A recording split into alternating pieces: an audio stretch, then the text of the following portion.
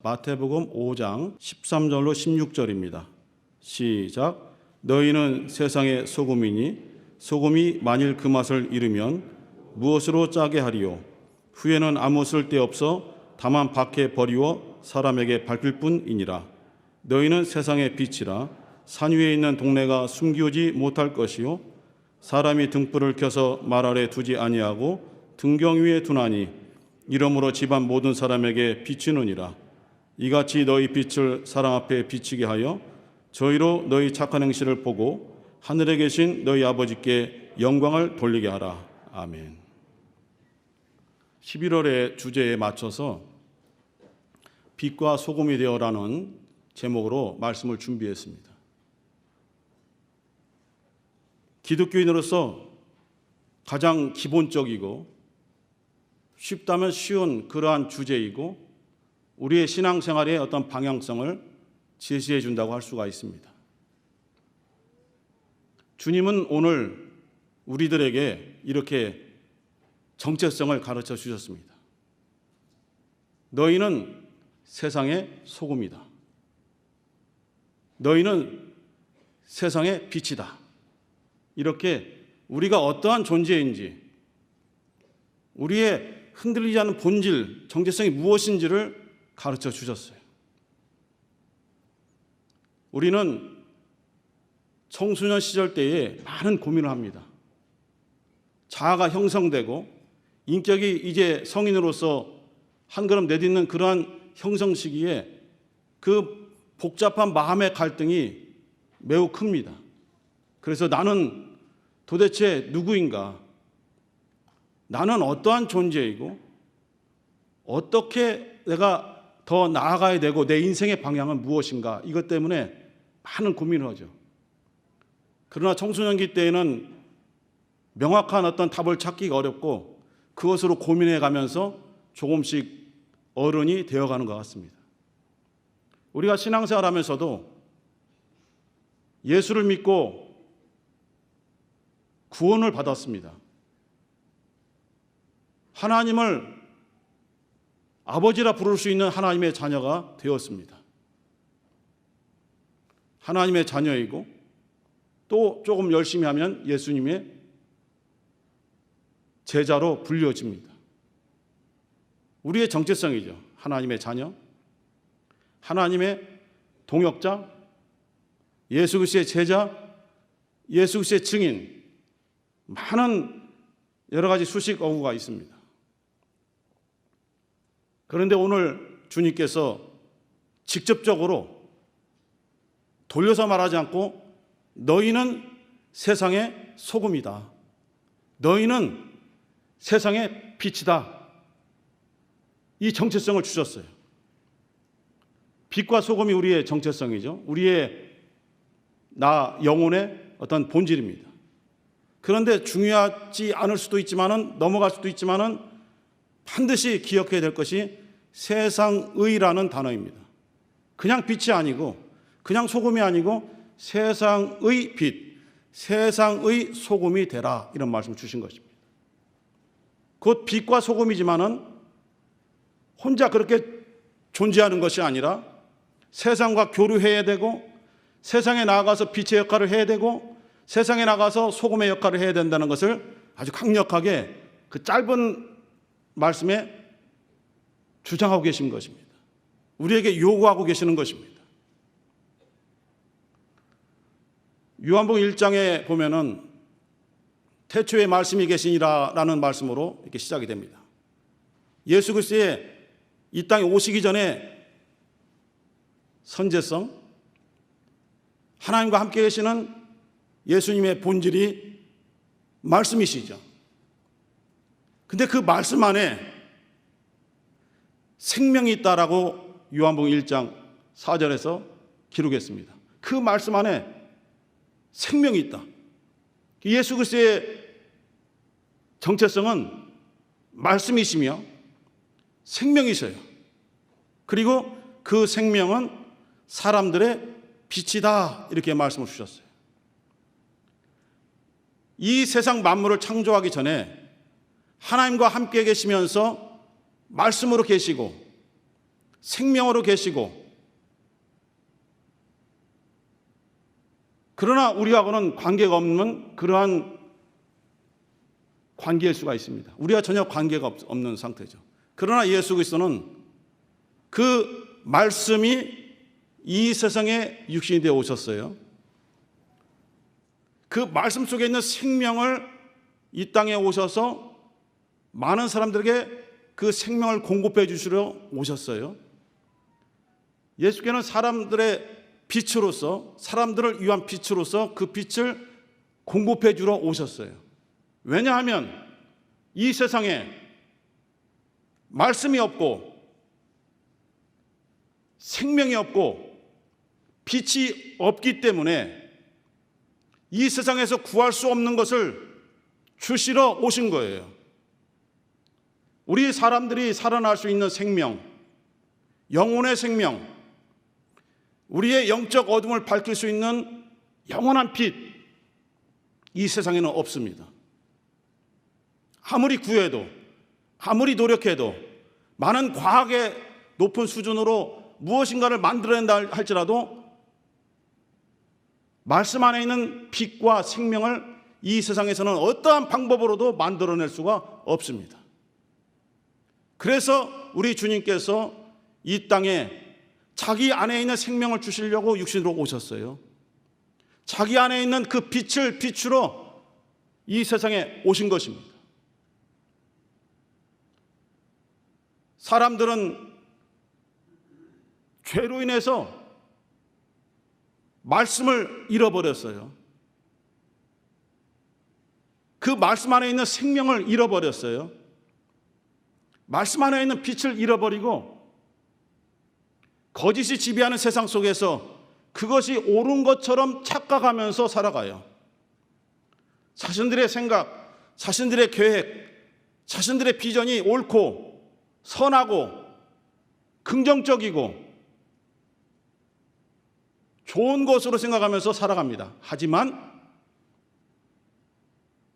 하나님 입장에서 보면 다 거짓된 거예요. 세상 말로 하면 헛된 것들 뿐이고 허무한 것입니다. 영원한 생명을 우리의 노력으로 가질 수가 없습니다. 우리의 영혼에 정말 들어와서 억압하고 있는 그 어둠을 어떠한 이 세상의 것으로도 거두어낼 수가 없습니다. 우리 주님, 그 안에만 영원한 생명이 충만하십니다. 우리 주님 예수 안에만 우리의 영적인 어둠을 거두어낼 수 있는 그 빛이 충만하십니다. 소진되어지지 않습니다. 아무리 공급하고 아무리 써도 없어지지 않고 줄어들지 않습니다. 우리는 말씀과 생명과 빛을 상실한 채로 이 어둠의 세상 주관자의 지배를 받으며 억압을 당하며 자기 육체가 원하는 대로 자기의 정욕을 채우려는 그 정욕의 방향대로만 살아왔어요. 살아가고 있습니다. 그리고 살아갈 겁니다. 그것은 결국은 멸망의 길이라는 것을 우리는 잘 알고 있습니다. 주님은 자신 안에 있는 빛을 요한복음 1장 4절에서 사람들을 위한 빛이라고 말씀하셨어요. 사람들의 빛이라, 사람들에게 비추어질 빛이다 라고 말씀했어요.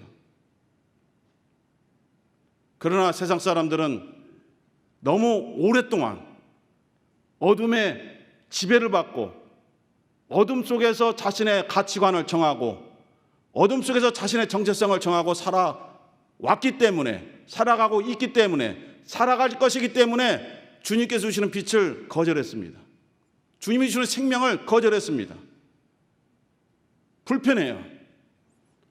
어둠 속에서 거하던 우리들이 빛을 보고 빛으로 나아가면은 밝음을 찾을 수 있고 생명을 얻을 수 있고 말씀을 우리가 소유할 수 있는데 무엇인가 한 걸음만 나아가도 불편하고 힘들고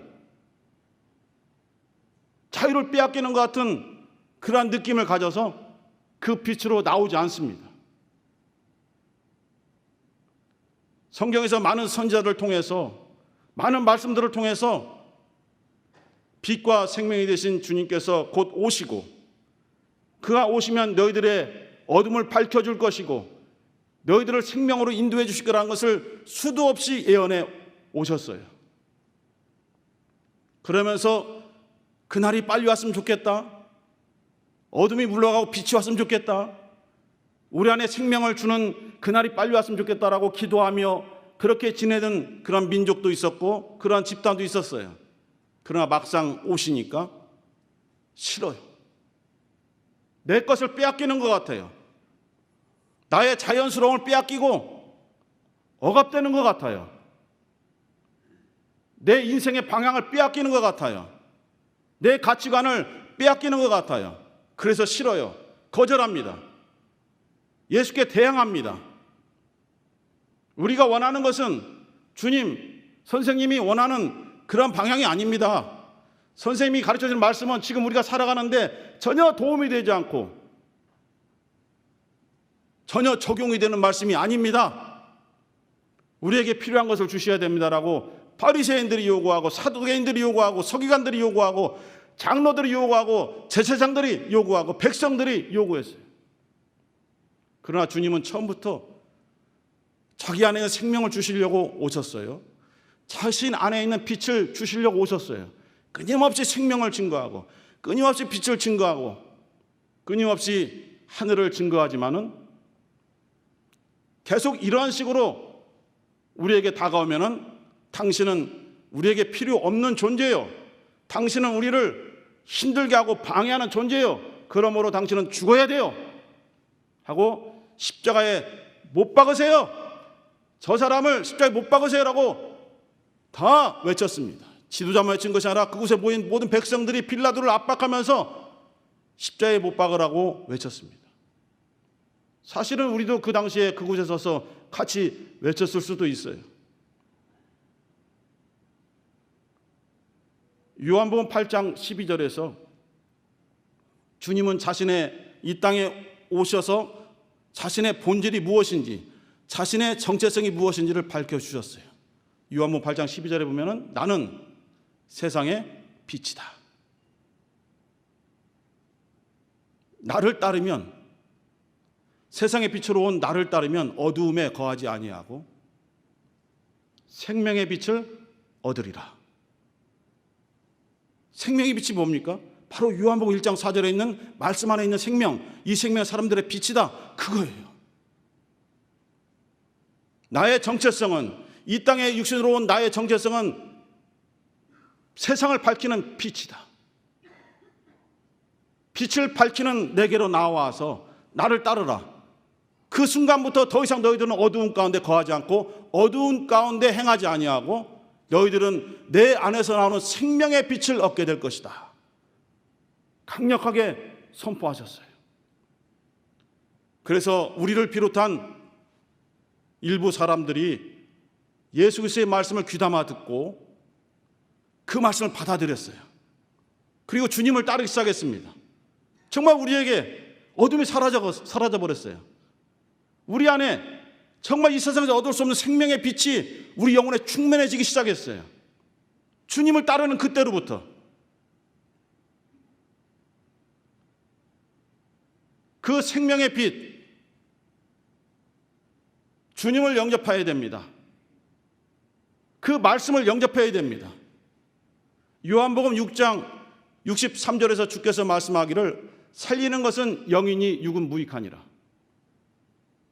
내가 너에게 이른 말이 곧 영이요 생명이라 말씀을 주셨어요. 주님의 말씀이 우리의 심령을 살릴 수 있는 생명이라고 말씀해 주셨어요. 그래서 나는 내 자유로 말하지 아니하고 그 생명의 말씀을 주시는 아버지께서 일러 주신 대로, 아버지께서 나에게 가르쳐 주신 대로 그 말씀을 너에게 지금 말하고 있는 것이다. 그 아버지의 명령만이, 아버지의 말씀만이 영생이기 때문이다라고 요한복음 12장 49절 50절에도 말씀을 주셨어요.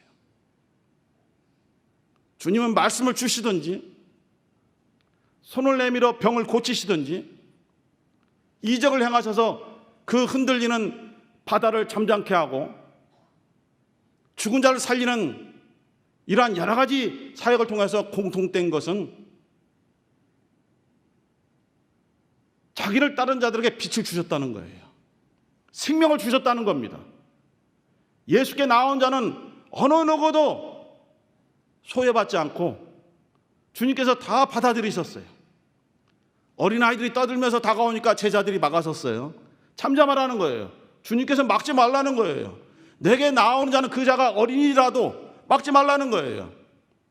세리들이 나옵니다. 유대 바리새인 사두개인 서기관들이 막 뭐라고 합니다. 왜 죄인들하고 어울리는가? 막지 말라는 거예요. 새들이 나와서 나로부터 생명을 얻어야 되고 나로부터 빛을 얻어야 되기 때문에 너희들이 막지 말라는 거예요. 어떠한 여인은 옥합을 깨고 눈물을 흘리며 자기의 그 머리칼로 주님의 발을 씻기며 정말 주님 앞에 온전한 고백을 합니다. 그렇게 하라는 거예요. 그렇게 나에게 나오라는 거예요. 빛을 주고 생명을 주겠다는 거예요. 우리는 그렇게 주님을 영접했어요. 주의 말씀을 영접했어요. 그럴 때 주께서 우리에게 뭐라고 하셨습니까? 너희는 세상의 소금이 됐다는 거예요. 너희는 세상의 빛이 되었다는 거예요. 이런 말씀을 주신 것입니다. 소금의 본질이 무엇입니까? 무슨 맛을 내는 거죠? 짠맛입니다. 그 짠맛을 내므로써 뭐 다양하게 있겠지만은 성경적으로 말씀을 드리면은 썩는 것, 부패하는 것을 막아요. 소금이 들어가는 곳에 그 중심으로 인해서 썩어지는 것을 막아요. 부패를 방지해요. 긍정적인 면으로 또 하나는 소금이 들어가서 어떤 음식의 맛을 기가 막히게 살려내요. 소금이 들어가면서 맛이 좋게 만들어요.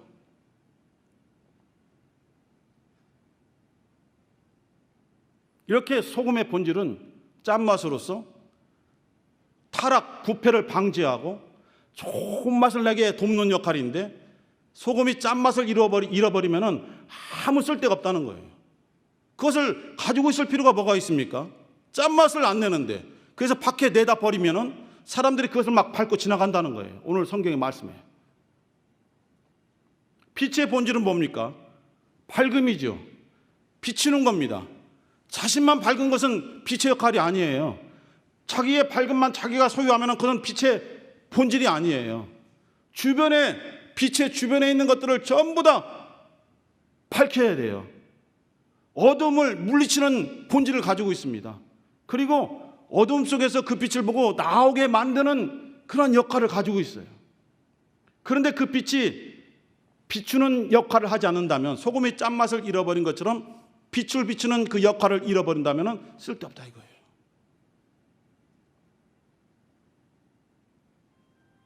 우리 주님은 이 세상에 빛과 소금으로 오신 거예요. 주님께서. 그것이 주님께서 이 땅에 육신으로 오신 어떤 정체성이라 볼 수 있어요. 그리고 그 역할을 공생애에서 십자가에서 죽는 그 순간까지 그것을 그대로 행하셨어요. 빛을 보이셔서 죽은 자도 살리시고 병든 자를 고치시고 마음에 어두운 자들에게 평안을 베풀어 주시고 많은 문제들을 그 빛으로서 소금으로서 사명을 다 감당하셨어요. 그러면서 이제 주님이 가실 날이 얼마 남지 않았기 때문에 주님을 따르는 우리들에게 똑같은 정체성을 우리에게 주신 거예요. 주님을 따르는 자로서 비슷하게 이 일을 해라, 이것이 아니라 똑같은 일을 해라 라고 사명을 주신 거예요. 그래서 너희는 세상의 소금이다. 너희들은 세상의 빛이다. 내가 세상의 소금이고 내가 세상의 빛이었던 것처럼 너희들이 바로 이제는 소금과 빛의 역할을 감당해야 된다. 이런 말씀을 주신 거예요. 마태복음 5장 16절에 오늘 본문 중에 있습니다. 이같이 너희 빛을 사람 앞에 비치게 하여 저희로 너희 착한 행실을 보고 하늘에 계신 너희 아버지께 영광을 돌리게 하라. 너희 빛을 집에 혼자 가지고 있지 말고 어떤 그릇에 덮어놓지 말고 나가서 그 빛을 사람들에게 밝혀서 그 사람들이 너희들의 그 착한 행실을 보고 하나님 아버지를 찾게 만들고 하나님 아버지께 영광을 돌리게 하라 했습니다. 이 말씀에는 빛을 밝히는 것은 착한 행실이다 이렇게 말씀을 주셨어요. 자신을 희생하지 않고 빛을 밝힐 수가 없어요. 자신을 내어놓지 않고 소금의 역할을 감당할 수 없습니다. 그래서 요한복음 12장 24절에 보니까 한 알의 밀이 땅에 떨어져 죽지 아니하면 그대로 있고 땅에 떨어져 죽으면 많은 열매를 맺느니라 말씀했어요. 그 한 알의 밀이 땅에 떨어져 죽는 것이 바로 착한 행실이고 그것이 사람들 앞에서 빛을 비추는 희생이라는 거예요. 자기 희생이 없이, 자기의 헌신이 없이, 자기 부인이 없이 어떻게 빛과 소금의 역할을 감당할 수 있겠느냐라고 말씀을 주신 거예요. 그런데 문제가 있어요. 우리가 세상에 나가서 빛의 역할, 소금의 역할을 감당하기 전에 우리가 하나님과의 관계가 서지 아니하면은 잘못된 맛이 변질된 빛의 밝기가 변질된 빛과 소금을 증거하다가 다른 예수, 다른 복음을 전할 수도 있다는 거예요. 그래서 먼저 하나님과의 관계를 회복하는 것이 중요하다라고 말씀을 주고 계세요. 요한 1서 1장 5절로 7절에 보면은 이런 말씀이 있습니다. 하나님은 빛이시다. 그에게는 조금도 어둠이 없으시니라. 빛이시기 때문에. 그런 빛 대신 하나님과 너희가 사귐을 갖는다고 주장하면서 빛 가운데 행하지 않고 어두운 가운데 행하면은 거짓말이다. 진리를 행치 아니하는 것이다. 이렇게 말씀을 기록하고 있어요. 사도 요한이 그렇게 기록하고 있어요. 빛 대신 하나님과 우리가 교제하면 사귀면은 당연히 하나님의 빛으로 우리가 충만해져서 우리 가운데 있는 어둠이 다 사라져 버립니다. 하나님의 빛으로 우리를 충만해져요. 그럼 우리가 이 빛을 가지고 나가서 과연 빛 가운데 행해야 되는 것이 맞습니까? 어두운 가운데서 행하는 것이 맞습니까? 당연히 빛 가운데 행하는 거 아닙니까? 노력하지 않아도 우리 심령 안에 빛이 충만하다면 나가서 행할 때 빛 가운데 행하는 그것이 당연한 것입니다. 그런데 그를 지적한 거예요. 하나님과 나는 사귀고 있어. 나는 하나님과 교제하고 있어. 나는 하나님 앞에 헌신하고 있어. 하나님 앞에 신앙생활을 열심히 하고 있어 하면서 나가서 빛이 보이지 않아요. 어두운 가운데서 행하고 있어요. 거기 써 있습니다. 거짓말이다. 너 스스로 속이는 것이다. 진리를 행치 아니하는 것이다. 하나님과 사귄다면 빛 가운데서 행해야 된다. 어떻게 우리가 그 관계를 회복해야 되는가? 괴로울 때 주께서 말씀을 주시기를 하나님 앞에 자복하라. 하나님 앞에 너의 죄를 자백하라. 그리하면 하나님은 미쁘시고 의로우시기 때문에 너희가 자백하는 죄를 다 용서하시고 너희들을 모든 불의에서 깨끗게 하실 것이다 라고 요한 1서 1장 9절에서 말씀하고 계십니다. 그것이 회복되어야 돼요. 하나님과의 관계에서 회개를 통해서 가려진 부분들을 거두어내야 됩니다. 우리 심령에 내 욕심을 거두어내야 됩니다. 내 심령에 나의 방향 설정, 나의 가치관, 나의 본질, 나의 계획을 거두어내야 됩니다. 하나님이 주신 하나님의 비전, 하나님께서 주신 예수로부터 오는 그 빛, 소금이 내 영혼에 충만해야 됩니다. 회개하면 모든 것을 다 용서해 주시겠다는 거예요. 어떠한 죄든지 예수 그리스도의 피로 말미암아 깨끗함을 받을 것이다 라고 말씀을 주셨어요. 어떠한 죄든지 자백하면, 어떠한 죄든지 회개하면 깨끗함 받는다. 깨끗함 받고 온전한 믿음을 가지고 나아가서 세상의 빛과 소금의 역할을 감당하라. 이런 말씀을 주고 계십니다. 우리는 각 개인이 아닙니다. 물론 각 개인이 예수를 만나고 하나님께 영광 돌리며 신앙생활을 해오고 있습니다. 그러나 우리는 주님께서 정말 그 피 흘림으로 연결해 주신 주님의 몸, 교회에 다 속해 있는 귀한 지체들입니다. 한 사람도 중요치 않은 사람이 없습니다. 다 소중하고 다 같이 있습니다. 역할이 다르고 직분이 다르고 서 있는 곳이 다를 뿐 모두가 주님의 몸으로부터 나오는 생명을 받고 있고 주님께로부터 빛을 받고 있고 죽음으로부터, 주님께로부터 세상을 살리는 소금을 받고 있습니다. 우리는 개혁 공동체죠. 공동체, 함께 뜻을 모으고 함께 한 방향으로 함께 신앙사라며 위로하고 격려하고 도와주고 함께하는 그런 어깨동무하듯이 또는 감싸는 뜻이 하는 공동체죠. 그 개혁 공동체의 정체성이 무엇이냐? 주님께서 오늘 주신 말씀입니다. 빛과 소금의 공동체다. 이 공동체 안에 우리 각 개인에게 빛과 소금의 역할을 주신 것처럼 이 공동체 안에 바로 빛의 정체성, 소금의 정체성을 주신 거예요. 물론 상황은 힘들고 어렵습니다. 빛과 소금의 역할을 감당하기에는 많은 불편한 것들, 많은 힘든 것들이 우리의 발목을 잡아왔고 우리는 그것을 정말 끊어내려고 몸부림치고 있고 쳐오고 있고 앞으로도 그렇게 몸부림칠 것입니다. 하지만 중요한 빛과 소금의 정체성을 잃지 않아야만 우리가 나아가는 방향이 어긋나지 않을 것이라고 그렇게 생각합니다. 우리 사랑하는 성도 여러분, 힘들고 어려운 날들이 계속되고 있습니다. 오늘이 지나면 내일은 좋아질 건데 한 달이 지나면 다음 달은 더 좋아질 거야. 올해가 지나면 내년은 더 좋아지겠지라고 이렇게 소망하면서 지내왔지만은 우리의 육체의 눈으로 보는 현실은 별다른 변화가 없고 오히려 이렇게 내리막길처럼 느껴질 때가 많이 있습니다. 그것 때문에 마음에 갈등이 오고 흔들리고 아팠던 때가 많이 있습니다. 하지만 우리의 심령은 거꾸로 하나님께로 올라가고 있었던 거예요. 개혁을 시작하면서 많은 육신 환경들이 무너져 내리듯이 내리막길이었지만은 우리의 심령, 우리 안에 있는 믿음은 지금 돌이켜보니까 계속 주께로 회복하고 있었어요. 처음에 시작할 때 말씀을 드렸던 것처럼 우리의 믿음이 온전한 믿음으로 회복되어 가고 있고 지금도 절정에 올라가 있고 내일은 더 올라갈 것이고 계속 올라갈 것입니다. 이것이 바로 주님께서 우리에게 주신 귀한 생명입니다. 우리에게 주신 귀한 믿음입니다. 우리 성도 여러분, 정말 각 개인이 당하는 고통은 이루 말할 수 없이 크다고 생각합니다. 너무 힘든 환경이니까요.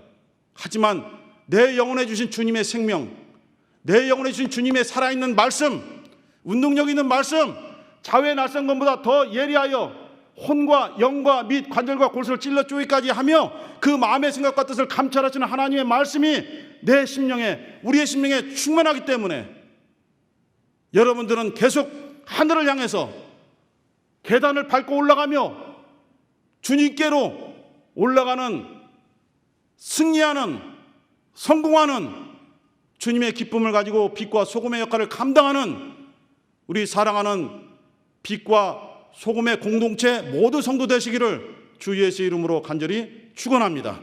함께 기도하시면서 우리에게 주신 사명 잘 감당케 도와주시고, 힘들고 어렵지만은 나 하나의 어려움 때문에, 나 하나의 불편함 때문에 다른 공동체 성도들이 힘들지 않도록 주님 나를 붙잡아 주시고 주님과의 관계가 먼저 회복되게 도와주시고 세상에 나아가서도 담대하게 주님이 주신 것들을 공급해 갈 수 있는 그러한 주님의 일꾼으로 우리를 사용하여 주옵소서. 주여 두 번 부르시고 간절히 기도하겠습니다.